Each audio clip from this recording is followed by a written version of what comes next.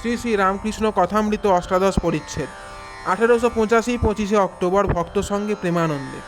এই সকল কথা হইতেছে এমন সময় ডাক্তার তাহাকে দেখিবার জন্য আসিয়া উপস্থিত হইলেন ও আসন গ্রহণ করিলেন। তিনি বলিতেছেন, কাল রাত 3টে থেকে আমার ঘুম ভেঙেছে, কেবল তোমার জন্য ভাবছিলাম, পাছে ঠান্ডা লেগে থাকে, আরও কত কি ভাবছিলাম।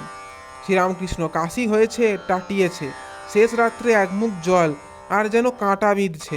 ডাক্তার, সকালে সব খবর পেয়েছি। মহিমাচরণ তাহার ভারতবর্ষ ভ্রমণের কথা বলিতেছেন। বলিলেন যে লাক্ষাদ্বীপে ল্যাফিং ম্যান নাই। ডাক্তার সরকার বলিলেন, তা হবে, ওটা এনকোয়ার করতে হবে। সকলের হাস্য। ডাক্তারি কর্মের কথা পড়িল। শ্রীরামকৃষ্ণ ডাক্তারের প্রতি, ডাক্তারি কর্ম খুব উঁচু কর্ম বলে অনেকের বোধ আছে। যদি টাকা না লয়ে পরের দুঃখ দেখে দয়া করে কেউ চিকিৎসা করে, তবে সে মহৎ, কাজটিও মহৎ। কিন্তু টাকা লয়ে এসব কাজ করতে করতে মানুষ নির্দয় হয়ে যায়। ব্যবসার ভাবে টাকার জন্য হাগা, বাহ্যের রং এইসব দেখা নিজের কাজ, নিচের কাজ। ডাক্তার, তা যদি শুধু করে, কাজ খারাপ বটে, তোমার কাছে বলা গৌরব করা। শ্রীরামকৃষ্ণ, হ্যাঁ, ডাক্তারি কাজে নিঃস্বার্থভাবে যদি পরের উপকার করা হয় তাহলে খুব ভালো।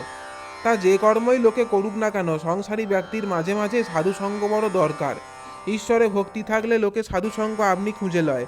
আমি উপমা দিই, গাঁজাখোরের সঙ্গে থাকে, অন্য লোক দেখলে মুখ নিচু করে চলে যায় বা লুকিয়ে পড়ে, কিন্তু আর একজন গাঁজাখোর দেখলে মহা আনন্দ, হয়তো কোলাকুলি করে। সকলের হাস্য। আবার শকুনির সঙ্গে থাকে। ডাক্তার, আবার কাকের ভয়ে শকুনি পালায়। আমি বলি, শুধু মানুষ কেন, সব জীবেরাই সেবা করা উচিত। আমি প্রায় চড়ুই পাখিকে ময়দা দিই, ছোট ছোট ময়দার গুলি করে ছুঁড়ে ফেলি, আর ছাদে ঝাঁকে ঝাঁকে চড়ুই পাখি এসে খায়। শ্রীরামকৃষ্ণ, বাহ, এটা খুব কথা। জীবদের খাওয়ানো সাধুর কাজ। সাধুরা পিঁপড়েদের চিনি দেয়। ডাক্তার, আজ গান হবে না? শ্রীরামকৃষ্ণ নরেন্দ্রের প্রতি, একটু গান করো না। নরেন্দ্র গাইতেছেন, তানপুরা সঙ্গে অন্য বাজনাও হইতে লাগিল। সুন্দর তোমার নাম দীনশরণ হে, বরিশ অমৃত ধার জুড়ায় শ্রবণ প্রাণরমণ হে, এক তব নাম ধন অমৃত ভবন হে, অমর হয় সেই জন যে করে কীর্তন হে, গভীর বিষাদ রাশি নিমেষে বিনাশে, যখনই তব নাম সুধা শ্রবণে পরশে, হৃদয় মধুময় তব নাম গানে, হয় হে হৃদয়নাথ চিদানন্দ ঘন হে। গান, আমায় দে মা পাগল করে, আর কাজ নাই মা জ্ঞান বিচারে, ইত্যাদি। গানের পর আবার অদ্ভুত দৃশ্য। সকলেই ভাবে উন্মত্ত। পণ্ডিত পাণ্ডিত্যাভিমান ত্যাগ করিয়া দাঁড়াইয়াছেন। বলছেন, আমায় দে মা পাগল করে, আর কাজ নেই জ্ঞান বিচারে।